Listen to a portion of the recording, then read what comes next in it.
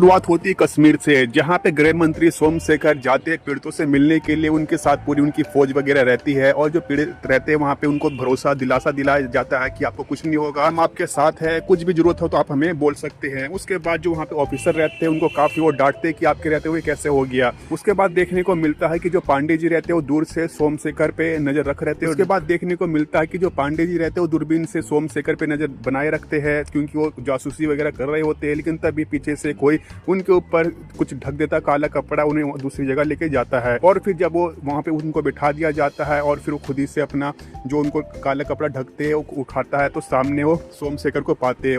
उसे देख के वो हंसने लग जाते हैं और फिर दोनों में थोड़ी बहुत बातें चलती है।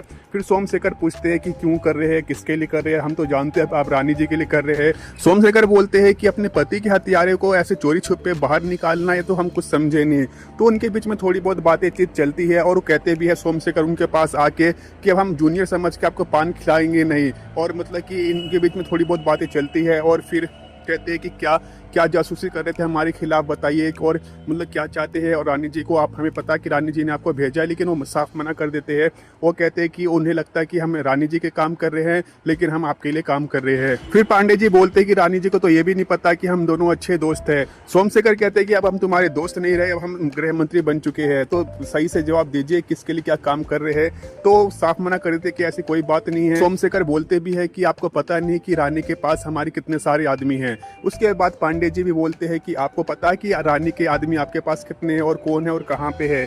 और इनके बीच थोड़ी बहुत और बातें चलती है। उसके बाद दिल्ली का दिखाया जाता है जहां पे पीएम जोशी अपने कैबिन में बैठे रहते हैं। तभी वहां पे मुराद जी आते हैं, एक और ऑफिसर उनके साथ रहते हैं। और जो कोल माइन का जो रहता है, यानी कि कोयले खदान के लिए अप्लाई की जाती है, यानी कि ऋषि अग्रवाल जो कि जय का दोस्त रहता है उसने अप्लाई किया होता है, वो सब बताते कि जय भी इसका दोस्त है, कैसे इसका भागीदारी है इस कंपनी वगैरह के बारे में बातचीत चलती है। तो समझ जाते हैं कि पीएम जोशी अब आगे क्या करना है, कैसे फंसाना है। फिर उनको बता देते हैं कि पीएम जोशी कि आपको क्या क्या करना है, आप तो समझदार है ही। उसके बाद वो कावेरी जी की बात करते हैं, क्योंकि वो उन्हीं के साथ पार्टी में है, क्यों ना हम उनको मतलब कि लालच दिया जाए यूएन का। उसके बाद वो पूछते भी है उससे पहले कि जब उन्हें पता नहीं रहता कि जय का दोस्त है। और फिर वो फंड वगैरह के बारे में पूछते हैं कि क्या ये कंपनी हमें फंड वगैरह देती है नहीं। मुराद जी बताते हैं कि ये फंड तो दोनों पार्टियों को देते हैं। उसके बाद वहाँ पे थोड़ा इसी के ऊपर बातचीत चलती है। फिर पीएम जोशी बोलते हैं कि कावेरी जी को दूसरे शब्दों में कि यूएन डेलीगेट का मेंबरशिप का हेड उन्हें बना दीजिए और आगे क्या करना आप जानते ही है। उसके बाद मुराद जी डायलॉग मारते हैं, तो चप्पल को मखमल में लपेट के मारना हुआ। तो कहते कि ये सब आपसे बेहतर कौन जान सकता है। मुराद जी कहते हैं कि सीखा तो मैंने आपसे ही है। उसके बाद चेन्नई तमिलनाडु का दिखाया जाता है, जहाँ पे वो एक मंदिर में जो वहाँ के सीएम रहते हैं, साथ में रानी भारती भी वहीं पे रहती है, पूजा वगैरह दोनों करते हैं, उनकी फैमिली वगैरह भी वहाँ पे रहती है। उसके बाद पूजा होने के बाद में फिर वो अपने मुद्दे पे आ जाती है। रानी भारती पीएम जोशी पॉलिटिकल वगैरह के बारे में बात कर वहाँ पे कुछ करती है। उसके बाद सीधा मुद्दे पे आती है, वो कहती है कि आप पीएम जोशी से डरिए मत, बल्कि उनके खिलाफ लड़िए। रानी भारती बोलती है कि आप हमारी पार्टी के साथ गठबंधन कर लीजिए, इससे आपको भी फायदा है, हमारा भी फायदा है, और हम पीएम जोशी को मिल के हराएंगे।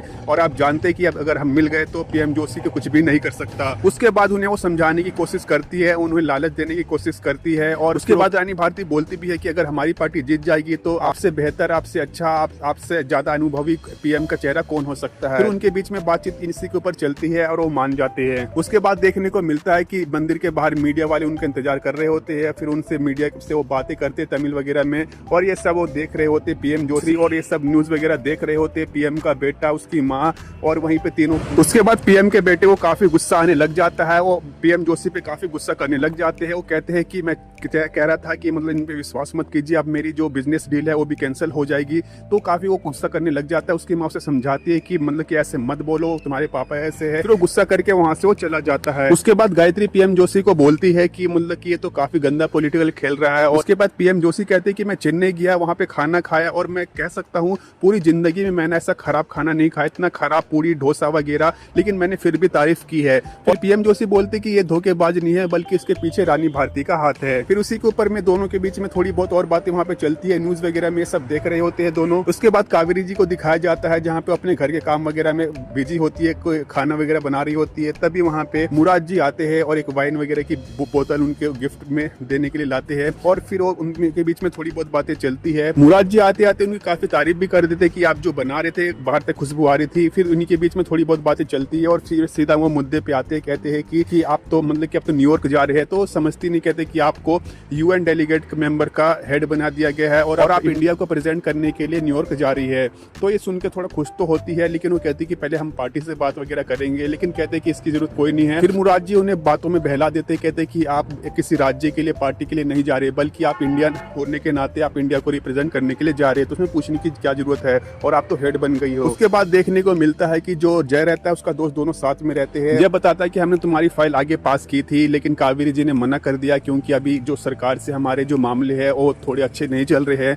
लेकिन ऋषि कहता है ये सब तो मतलब कि कहने की बातें हैं। जो फिर वो कहता है कि अंकल जी का पेट्रोल पंप का कैसे अप्लाई हो गया और कैसे ये 3 बार हमने चिट्ठी लिखी तो कैसे ये सब हो गया। ऋषि बोलता है क्या उस समय केंद्र से हमारे मामले सही थे क्या? तो कहते हैं कि ये सब कुछ नहीं है, बस वो डबल गेम खेल रही है। ऋषि बोलता है कि हमें इस बात का दुख नहीं है कि हमारा कोयले खदान का जो हमने प्रस्ताव दिया था वो कैंसिल कर दिया गया, बल्कि हमें इस बात का काफी दुख है कि कावेरी जी ने तुम्हें मना कर दिया। फिर ऋषि जय को बोलता है कि तुम और आंटी कई सालों से गलतफहमी में जी रहे हो। फिर ऋषि बोलता है कि तुम जानते नहीं हो कि कावेरी जी डबल गेम खेल रही है। जय कहता है कि तुम्हारा कहने का क्या मतलब है? तो फिर ऋषि बोलता है कि वो दोनों पार्टियों के लिए काम कर रही है। ये सुन के थोड़ा शौक हो जाता है। उसके बाद बैकग्राउंड में सुनने को मिलता है क्योंकि अगला पीएम का भाषण होता है जिसमें वो कावेरी जी को यूएन डेलीगेट मेंबर का हेड बना चुके होते हैं और उन्हें न्यूयॉर्क भेजने की तैयारी में लगते हैं। उसके लिए प्रेस कॉन्फ्रेंस वगैरह होता है, तो ये बैकग्राउंड में बताते हैं। तो ये था दोस्तों महारानी सीजन 4 का एपिसोड 4 का पार्ट 1। पार्ट 2 देखने के लिए ज्यादा से ज्यादा कमेंट करो। कमेंट में यस या नो, हाँ या ना जरूर लिखो और साथ में आपको स्टोरी कैसी लग रही कमेंट बॉक्स में जरूर बताओ। तो नेक्स्ट पार्ट जानना चाहते हो यानी कि आगे क्या क्या होने वाला है, क्या क्या हुआ, उसके लिए कमेंट बॉक्स में जरूर हमें यस या नो में जरूर बताना। आपको वीडियो कैसा लगा ये भी जरूर बताना और वीडियो को लाइक कीजिए, शेयर कीजिए, चैनल को सब्सक्राइब कीजिए नेक्स्ट एपिसोड पाने के लिए।